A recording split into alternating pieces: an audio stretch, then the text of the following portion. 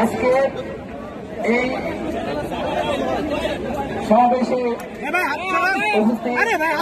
আমাদের সবার ইউজিসির মাননীয় চেয়ারম্যান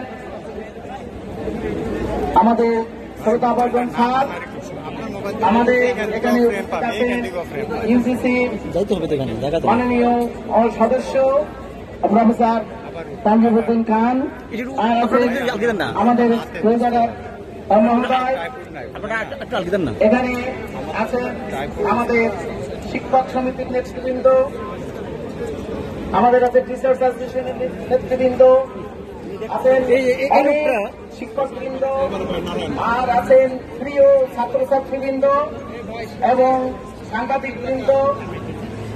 আপনাদের সবাইকে আসসালামু আলাইকুম।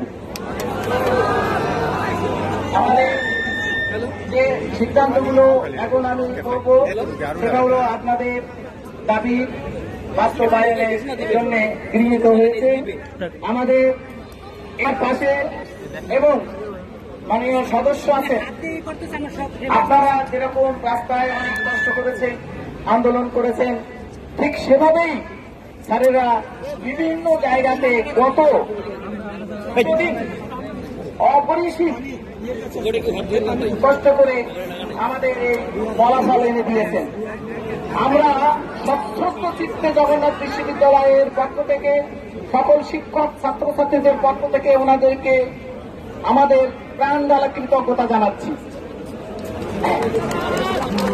এখন আমি যেটা বলছি যে আমাদের যে সিদ্ধান্তগুলো আছে, 1 নম্বরে আছে, আচ্ছা আমি আরেকটু কথা বলে দিতে চাই, সেটা হলো যে আমাদের এই প্রক্রিয়ায় অলরেডি আমাদের শিক্ষক সমিতির সাধারণ সম্পাদক সাহেব বলেছেন, আমাদের মাননীয় প্রধান উপদেষ্টা স্যারের মন্ত্রণালয় থেকে সহযোগিতা নির্দেশনা, আমাদের অর্থ উপদেষ্টার সরাসরি অংশগ্রহণ, আমাদের শিক্ষা উপদেষ্টার অংশগ্রহণ এবং অন্যান্য উপদেষ্টাগণও আমাদেরকে বিভিন্নভাবে সহযোগিতা করেছেন। এছাড়া আমাদের ইউজিসির কথা তো বললাম, আমাদের অভিভাবক হিসাবে তার সর্বতভাবে সহযোগিতা করেছেন। আপনারা এখানে অপরিসীম কষ্ট করেছেন, সেই কষ্টের ফসল আমরা পেয়েছি আল্লাহর রহমতে।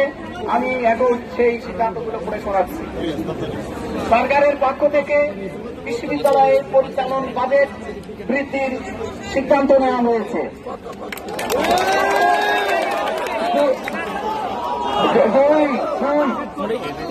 বাজেট বৃদ্ধি করার মাধ্যমে শিক্ষার্থীদের প্রথম দাবির বিষয়ে সিদ্ধান্ত নেওয়া হয়েছে।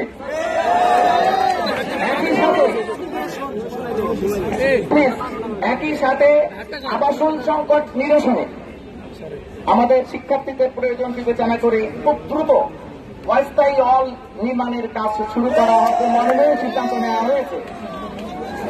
দ্বিতীয় ক্যাম্পাসের কাজ অগ্রাধিকার ভিত্তিতে অতি দ্রুত বাস্তবায়নের প্রক্রিয়া ইতোমধ্যে শুরু হয়ে গিয়েছে। এতে করে আমাদের